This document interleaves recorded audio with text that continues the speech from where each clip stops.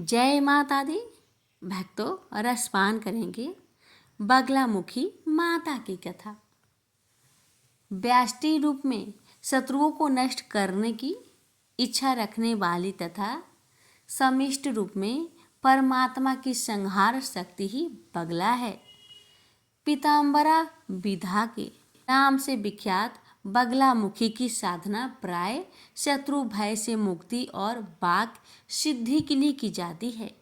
इनकी उपासना में हरिद्रा माला, पीत पुष्प एवं पीत वस्त्र का विधान है।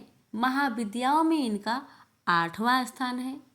इनके ध्यान में बताया गया है कि ये सुधा समुद्र के मध्य में स्थित मणिमयी मंडप में रक्तमयी सिंहासन पर विराज रही है।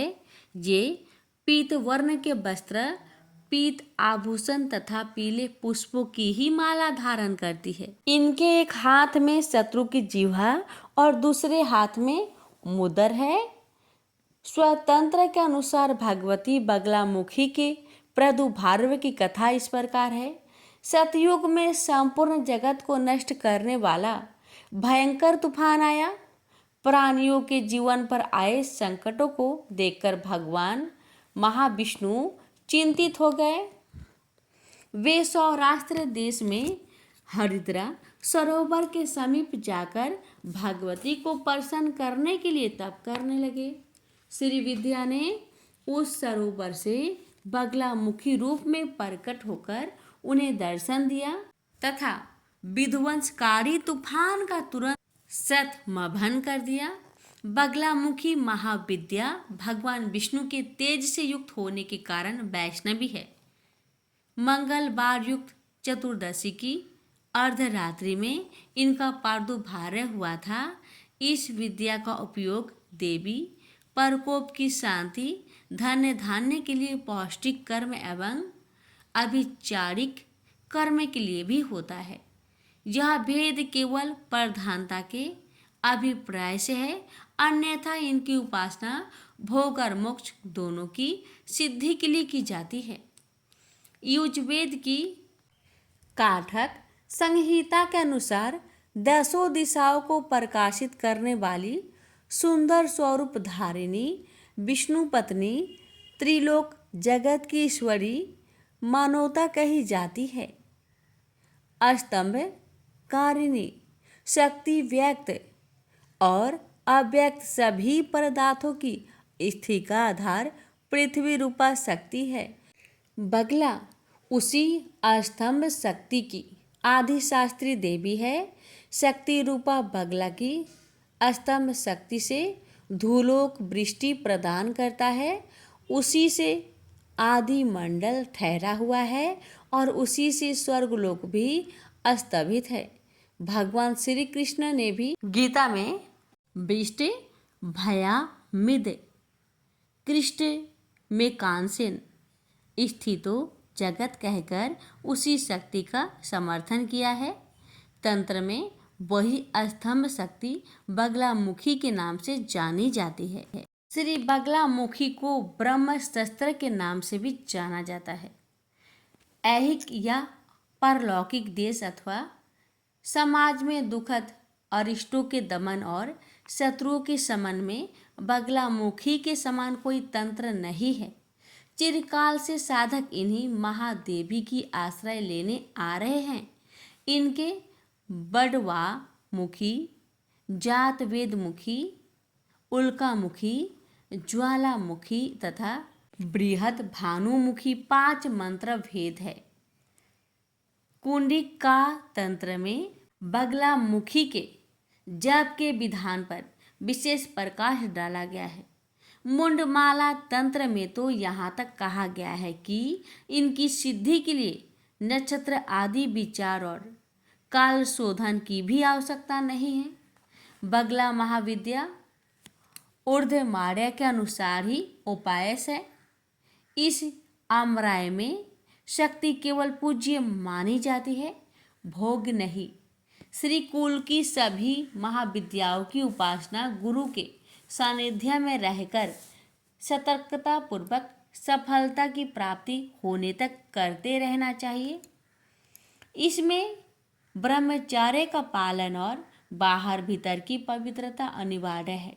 सर्वप्रथम ब्रह्मा जी ने बगला महाविद्या की उपासना की थी। ब्रह्मा जी ने इस विद्या का उपदेश सनकादिक मुनियों को दिया। सनत कुमार ने देव ऋषि नारद को और नारद ने सांख्यन नामक परमहंस को इसका उपदेश किया। सांख्य ने 36 पटलों में उपनिषद बगला तंत्र की रचना की। बगला मुखी के दूसरे उपासक भगवान विष्णु और तीसरे उपासक परशुराम हुए तथा परशुराम ने यह विद्या आचार्य द्रोण को बताई। प्रेम से बोलिए जय माता दी। माता रानी सभी भक्तों पर अपनी कृपा सदा बनाए रखे। महाभागवत देवी पुराण 8वां अध्याय। इस अध्याय में भगवान शंकर द्वारा सती का दक्ष के घर जाने को अनुचित बताना, देवी सती के विराट रूप को देखकर शंकर का भयभीत होना, सती द्वारा काली, तारा आदि अपने 10 स्वरूपों 10 महाविद्याओं को प्रकट करना, देवी का यज्ञ भूमि के लिए प्रस्थान आदि का वर्णन है। महादेव जी बोले, मुनीश्वर नारद का यह वचन सुनकर दक्ष की पुत्री तथा शिव की भार्या सती ने पिता के यज्ञ में जाने का मन बना लिया और उन्होंने शिव जी से कहा। सती बोली, प्रभु देव महेश्वर, मेरे पिता दक्ष प्रजापति बहुत तैयारी के साथ एक बहुत बड़ा यज्ञ कर रहे हैं। उस यज्ञ में हम दोनों को जाना मेरे मन में न्यायोचित प्रतीत हो रहा है। हम दोनों के वहां उपस्थित हो जाने पर वे निश्चित रूप से ही सम्मान करेंगे। शिव जी बोले, प्रिय सती, इस प्रकार का विचार अपने मन में भी मत लाओ। बिना बुलाए जाना और मृत्यु ये दोनों ही एक समान है। यज विद्याधरों के समक्ष वे अहंकारी दक्ष मेरा तिरस्कार कर रहे हैं, अतः उनके घर कभी नहीं जाना चाहिए। मेरा अपमान करने की इच्छा से ही वे यह महायज्ञ कर रहे हैं। सती, यदि मैं वहां जाऊंगा अथवा तुम वहां जाओगी तो तुम्हारे पिता हम दोनों का सम्मान नहीं करेंगे। यदि ससुर के घर में अपनी प्रतिष्ठा हो तभी वहां जाना चाहिए। यदि वहां मेरा अपमान होता हो तब वहां का जाना मरने से भी बढ़कर होता है। दामाद ससुर के घर में परम आदर की अपेक्षा रखता है। ससुर को भी चाहिए कि वह उस दामाद का आदर करके अपने भवन में ले आवे। वरान ने ससुर को अपने दामाद के प्रति अनादर भाव नहीं रखना चाहिए, अन्यथा धर्म की हानि होती है। यह बात पूर्ण रूप से सत्य है। दामाद के प्रति देश भावना रखने से घोर पाप उत्पन्न होता है। अतः बुद्धिमान व्यक्ति को चाहिए कि वह अपने दामाद के प्रति द्वेष न रखे। दामाद को भी अपने ससुर का किसी तरह का अप्रिय नहीं करना चाहिए। ऐसा करने वाला नरक में जाता है और कई 100 वर्षों तक नरक में पड़ा रहता है। बिना सम्मान के ससुराल कभी नहीं जाना चाहिए। प्रिय, बिना बुलाए जहाँ कहीं भी जाना मृत्यु के तुल्य कहा गया है। फिर ससुराल में जाने की बात ही क्या। अतः इस समय मैं ससुर के घर नहीं जाऊंगा। वहां जाना प्रीतिकारक नहीं होगा, क्योंकि वे दक्ष प्रजापति हैं। अति ससुर के स्नेह करने से रूप वृद्धि, प्रजा वृद्धि और धर्म वृद्धि भी होती है, और प्रिय अनादर करने से सर्वथा हानि ही होती है। अतः श्रोतमे, मैं तुम्हारे पिता के इस यज्ञ में नहीं जाऊंगा। वे प्रजापति दक्ष मुझे दिन रात दरिद्र तथा अत्यंत दुखी कहते रहते हैं। बिना बुलाए मेरे जाने पर वे तो विशेष रूप से ऐसा कहेंगे। न बुलाने तथा दुर्वचन ये बातें ससुर के घर में सहनीय नहीं है। ससुर को चाहिए कि वह अपनी पुत्री के पति को आते हुए देखते ही उसके पास पहुंचकर यथाशक्ति उसकी पूजा करे, अन्यथा धर्म की हानि होती है। जिस ससुराल में इस प्रकार के सम्मान की बात कही गई है वहां अपमान पाने के लिए भला कौन बुद्धिमान जाएगा। अतः देवताओं के द्वारा पूजित महेशानी, मुझे क्षमा करो। बिना निमंत्रण के तुम्हारे पिता के महायज्ञ में हम दोनों का जाना उचित नहीं है। सती बोली, प्रभु आपने जो कुछ कहा वह सत्य ही है, इसमें किसी प्रकार का संचय नहीं है, किंतु हो सकता है कि वहां जाने पर भी आपका सम्मान करे। शिव जी बोले, तुम्हारे पिता वैसे नहीं है सती, जो कि बिना निमंत्रण के वहां जाने पर भी सभा के मध्य में हम दोनों का सम्मान पूर्वक स्वीकार करें। मेरे नाम की स्मरण मात्र से वे दिन रात मेरी निंदा करते रहते हैं। ऐसी स्थिति में वे मेरा सम्मान करेंगे, यह तुम्हारी दुर्बुद्धि है। सती बोली, महादेव आप जाए अथवा ना जाए, आपकी जो इच्छा हो कीजिए, किंतु महेश्वर मैं वहां जाऊंगी, अतः आप मुझे अनुमति दीजिए। पिता के घर में महायज्ञ के महा उत्सव का समाचार सुनकर कोई कन्या धैर्य रखकर अपने घर में कैसे रह सकती है। असामान्य लोग बुलाए जाते हैं और पूजित होते हैं, तब वहां सामान्य व्यक्ति भला इसे सुनकर कैसे धैर्य रख सकता है। महेश्वर, किसी दूसरे स्थान पर जाने के लिए निमंत्रण की अपेक्षा होती है, अपने पिता के घर जाने के लिए कन्या को आमंत्रण की कोई अपेक्षा नहीं होती। अतः मैं पिता के घर अवश्य जाऊंगी, इसके लिए आप अनुमति दीजिए। वहां मेरे जाने पर यदि पिताजी मेरा सम्मान करेंगे तो मैं उनसे कहकर आपके लिए भी आहुति दिलवा दूंगी। यदि वे मूर्ख बुद्धि दक्ष मेरे सामने आपकी निंदा करेंगे तो मैं उसी समय उनकी महायज्ञ का निस्संदेह विध्वंस कर डालूंगी। शिव जी बोले, सती उस यज्ञ में तुम्हारा जाना कभी भी उचित नहीं है। मैं सच कहता हूँ कि वहां पर तुम्हारा सम्मान नहीं होगा।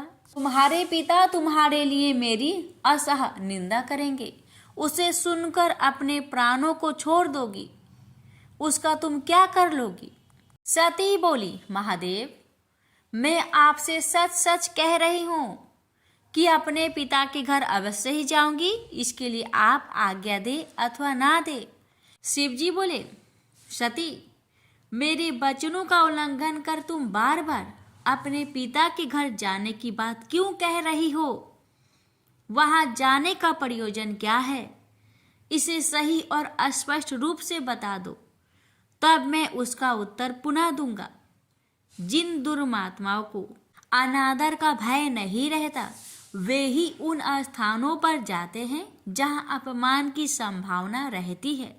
सती, सम्मान के योग व्यक्ति को सम्मान न करने वाले के घर कभी नहीं जाना चाहिए, क्योंकि उस अपूजक के द्वारा की गई वह पूजा नहीं कही जाती। मेरी निंदा सुनने में यदि तुम्हें सुख नहीं मिलता तो मेरे निंदा के घर जाने की इच्छा तुम क्यों कर रही हो। सती बोली, शंभु आपकी निंदा सुनने में मुझे कोई सुख नहीं है, उस निंदा की सुनने की मेरी कोई अभिलाषा भी नहीं है, किंतु फिर भी मैं वहां जाना चाहती हूँ।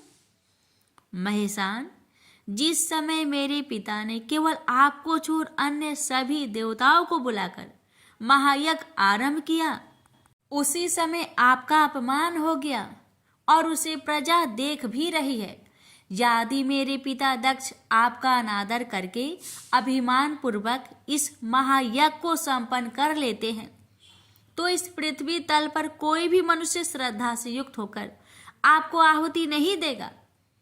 इसलिए आप आज्ञा दीजिए या ना दीजिए, मैं वहां अवश्य जाऊंगी और वहां या तो आपके लिए यज्ञ भाग प्राप्त करूंगी अथवा यज्ञ का नाश कर डालूंगी। श्री शिव जी बोले, महादेवी मेरे रोकने पर भी तुम मेरी बात नहीं सुन रही हो। दुर्बुद्धि व्यक्ति स्वयं निश्चिंत चरण करके दूसरे पर दोषारोपण करता है। दक्ष पुत्री, अब मैंने जान लिया है कि तुम मेरे कहने पर नहीं रह गई हो। अतः अपनी रुचि के अनुसार तुम कुछ भी करो, मेरी आज्ञा की प्रतीक्षा क्यों कर रही हो? महादेव जी ने कहा।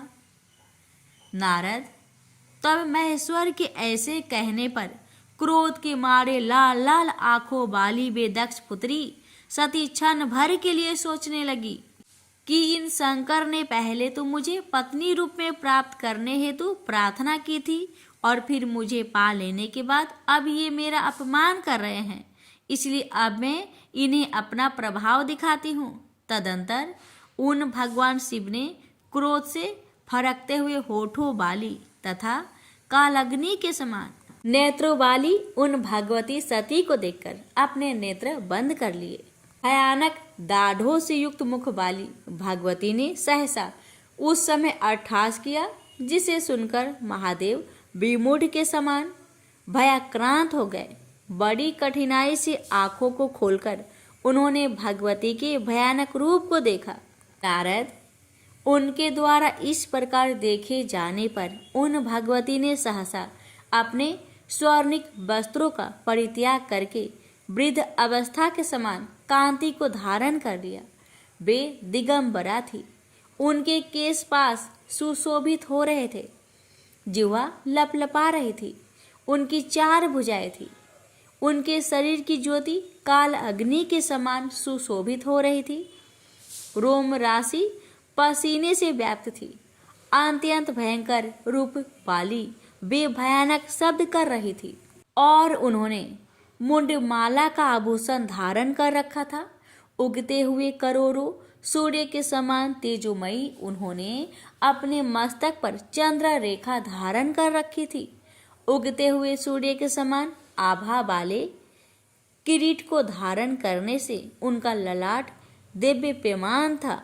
इस प्रकार अपने तेज से दैदीप्यमान एवं भयानक रूप धारण करके देवी सती घोर गर्जना के साथ अट्ठास करती हुई उन शंभु के समक्ष उठकर सहसा खड़ी हुई। तब उन सती को इस प्रकार का विचित्र कार्य करते हुए देखकर भगवान शिव ने चित्त से धैर्य का परित्याग कर भय के मारे भागने का निश्चय किया और वे विमूढ़ की भांति सभी दिशाओं में इधर उधर भागने लगे। उन शिव को दौड़ते हुए देखकर वे दक्ष पुत्री सती उन्हें रोकने के लिए ऊंचे स्वरों में डरो मत इन शब्दों को बार बार उच्चारण करती हुई अत्यंत भयानक अट्ठास कर रही थी। उस शब्द को सुनकर वे शिव अत्यधिक डर के मारे वहां एक क्षण भी नहीं रुके। वे उस समय भय से व्याकुल होकर दिशाओं में दूर तक पहुंच जाने के लिए बड़ी तेजी से भागे जा रहे थे। इस प्रकार अपने स्वामी को भयाक्रांत देखकर वे दयामयी भगवती सती उन्हें रोकने की इच्छा से क्षण भर में अपने 10 श्रेष्ठ विग्रह धारण करके सभी दिशाओं में उनके समक्ष स्थित हो गई। अत्यंत वेग से भागते हुए वे शिवजी जिस दिशा में जाते थे उस दिशा में उन्हीं भयानक भगवती को देखते थे और फिर भय से व्याकुल होकर अन्य दिशा में भागने लगते थे। तब किसी भी दिशा को भय मुक्त न पाकर वे भगवान शिव अपनी आंखें बंद करके वहीं ठहर गए और इसके बाद जब उन्होंने अपनी आंखें खोली तब कमल के समान सुंदर मुख वाली, हास्य युक्त मुखमंडल वाली, 2 उन्नत उरोजों वाली, दिगंबर भयानक तथा विशाल नेत्रों वाली, खुले हुए केशों वाली, करोड़ों सूर्य के समान तेज धारण करने वाली, 4 भुजाओं से युक्त तथा दक्षिण दिशा की ओर मुख करके स्थित श्यामा भगवती काली को अपने सामने स्थित देखा। इस प्रकार उन भगवती को देखकर अत्यंत डरे डरे से भगवान शिव बोले, श्याम वर्ण वाली आप कौन हैं और मेरी प्राण प्रिया सती कहाँ चली गई? सती बोली, महादेव, क्या अपने सम्मुख स्थित मुझ सती को आप नहीं देख रहे हैं? काली, तारा, लोकेशी, कमला, भुवनेश्वरी, छिन्नमस्ता, षोडशी, त्रिपुर सुंदरी, बगलामुखी, धूमावती और मातंगी, इन देवियों के ये नाम हैं। शिव जी बोले, जगत का पालन करने वाली देवी, यदि आप मुझ पर अति प्रसन्न हैं तो किस देवी का क्या नाम है और उनकी क्या विशेषता है, यह सब आप मुझे अलग अलग बताएं। देवी बोली, कृष्ण वर्ण तथा भयानक नेत्र वाली ये जो देवी आपके सामने स्थित है वे भगवती काली है, और जो ये श्याम वर्ण वाली देवी आपके ऊर्ध्व भाग में विराजमान है वे साक्षात महाकाल स्वरूपिणी महाविद्या तारा है। महामते, आपकी दाहिनी और ये जो भयदायिनी तथा मस्तक विहिनी देवी विराजमान है वे महाविद्या स्वरूपिणी भगवती छिन्नमस्ता है। शंभु, आपकी बाई और ये जो देवी है वे भगवती भुवनेश्वरी है। जो देवी आपके पीछे स्थित है वे शत्रुनाशिनी भगवती बगला है। विधवा का रूप धारण की हुई ये जो देवी आपके अग्निकोण में विराजमान है वे महाविद्या स्वरूपिणी महेश्वरी धूमावती है, और आपके नेत्र कोण में ये जो देवी है वे भगवती त्रिपुर सुंदरी है।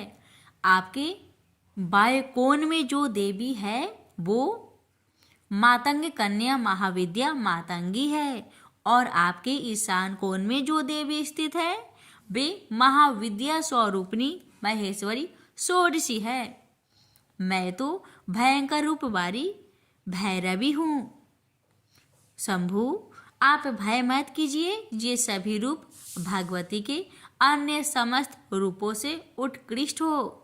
महेश्वर, ये देवियाँ नित्य भक्ति पूर्वक उपासना करने वाले साधक पुरुषों को चारों प्रकार के पुरुषार्थ धर्म अर्थ काम और मोक्ष तथा समस्त वांछित फल प्रदान करती है।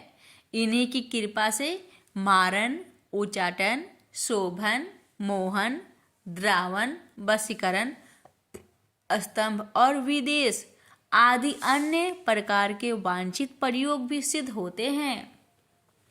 ये सभी गोपनीय महाविद्याएं हैं, इनका प्रकाशन कभी नहीं करना चाहिए। महेश्वर, उन देवियों के मंत्र यंत्र पूजन हवन विधि पुरुषार्य विधान स्रोत तथा कवच और उनके उपासकों को आचार नियम आदि का वर्णन आप ही करेंगे, क्योंकि विभो इस विषय में आपसे बड़ा अन्य कोई वक्ता नहीं है।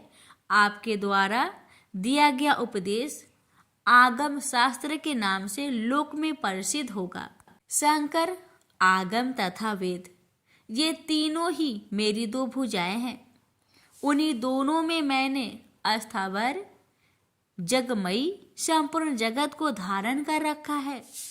जो मूर्ख इन दोनों वेद तथा आगम का मोहबस कभी भी उल्लंघन करता है वह मेरे हाथों से च्युत होकर अध पतित हो जाता है, इसमें संदेह नहीं है। वे दोनों ही कल्याण के हेतु हैं तथा अत्यंत दुरूह, दुर्घट और विद्वानों के द्वारा भी कठिनाइयों से जाने जाते हैं एवं उनका अध्यंत भी नहीं है। जो मनुष्य आगम अथवा वेद का उल्लंघन कर अन्यथा आचरण करता है उसका उद्धार करने में सर्वथा असमर्थ हूँ, यह सत्य है और इसमें कोई भी संशय नहीं है। इन दोनों की एकता पर सम्यक विवेचन करके बुद्धिमान व्यक्ति को धर्म का आचरण करना चाहिए और कभी भी अज्ञानतावश इन दोनों में भेद नहीं मानना चाहिए। इन महाविद्याओं के जो साधक है वे लोक में वैष्णव माने जाते हैं और मुझ में समर्पित अंतःकरण वाले वे प्रशांत आत्मा हो जाते हैं। स्वयं गुरु के द्वारा दिए गए मंत्र यंत्र तथा कवच को सावधानी पूर्वक गुप्त रखना चाहिए और उसे जहाँ कहीं भी प्रकाशित नहीं करना चाहिए। उसे प्रकाशित करने से सिद्धि की हानि होती है तथा अशुभ होता है। अतः उत्तम साधकों को चाहिए कि पूरे प्रयत्न के साथ उसे गोपनीय रखें। महादेव महामते, आपके द्वारा यह करनीय कर्म मैंने आपसे कहा क्योंकि मैं आपकी प्रियतमा हूँ और आप भी मेरे अत्यंत प्रिय पति है। अपने पिता दक्ष प्रजापति के अभिमान के विनाश के लिए मैं आज वहां जाऊंगी। अतः देवेश, यदि आप वहां नहीं चल रहे हैं तो मुझे ही जाने की आज्ञा दीजिए। देव, यदि मेरा अभीष्ट है और आपका भी, अतः यदि आप मुझे अनुमति दे दे तो मैं अपने पिता दक्ष प्रजापति के यज्ञ के विध्वंस के लिए चले जाऊं।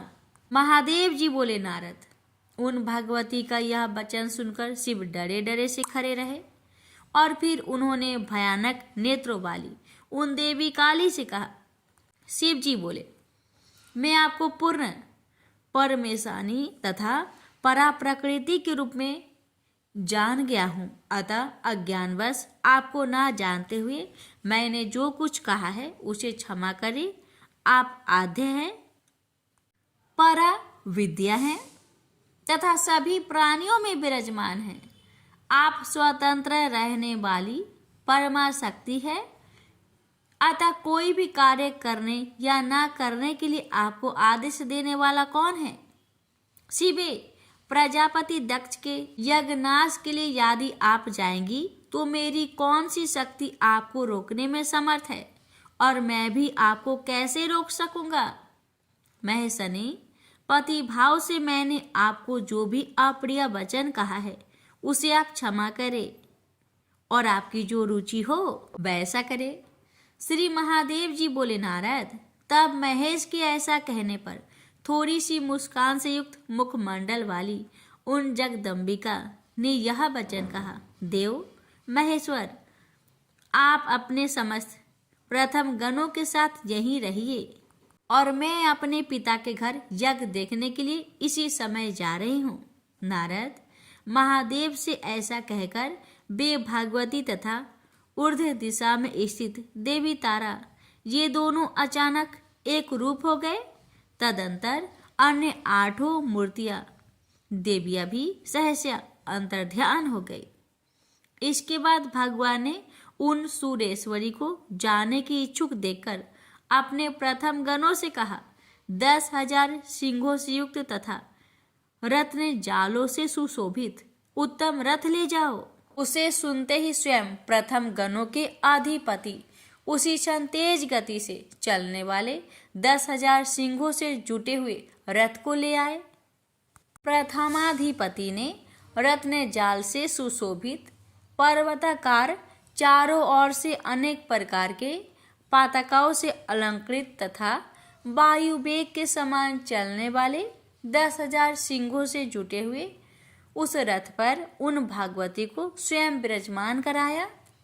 मुनिश्रेष्ठ, युग के अंत में प्रलय के समान संपूर्ण जगत को भयभीत करने वाली वे भीम स्वरूपिणी भगवती काली उस रथ में स्थित होकर सेमरूप पर्वत के शिखर पर आरूढ़ उत्पन्न मेघमाला की भांति सुशोभित हो रही थी।